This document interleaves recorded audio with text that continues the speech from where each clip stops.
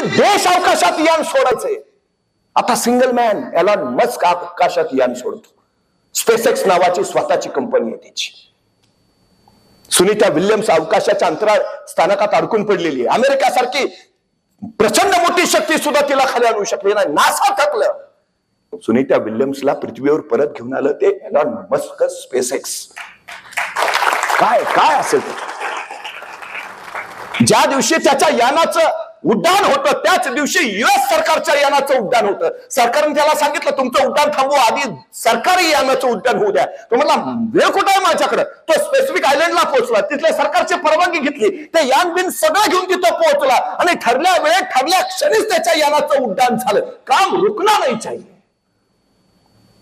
त्याच्या टेस्ला कंपनीला 3 महिन्यात 50,000 गाड्या बनवायची ऑर्डर आली. अशक्य आहे. जगातली कुठलीच कंपनी अवघ्या 3 महिन्यात 50,000 गाड्या बनवू शकत नाही. एलॉन मस्क म्हणला आय कॅन, मी करेन.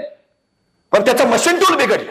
मशीन टूल फ्रान्सला तयार व्हायचं. फ्रान्सला फोन केला, मशीन टूल हवाय. फ्रान्सची कंपनी म्हणली 2 दिवसात तुम्हाला पोहोचेल. 2 दिवस एवढा कुणाकडे वेळ आहे. स्वतःचं विमान काढलं, फ्रान्सला पोहोचला. संध्याकाळी मशीन टूल घेऊन कंपनी. काम रुकणार नाही चाहिए. त्यांनी परवा त्याचा 47वा वाढदिवस साजरा केला. कसा केला असेल?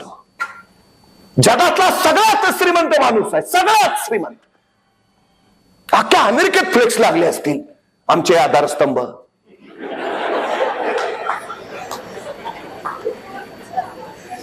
कसलं सेलिब्रेशन केलं असेल ते. जगातला सगळ्यात श्रीमंत माणूस आहे.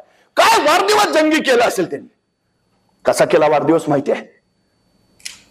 त्यांनी स्वतःचा 47वा वाढदिवस त्या दिवसाचे 24च्या 24 तास अखंड काम करून साजरा केला.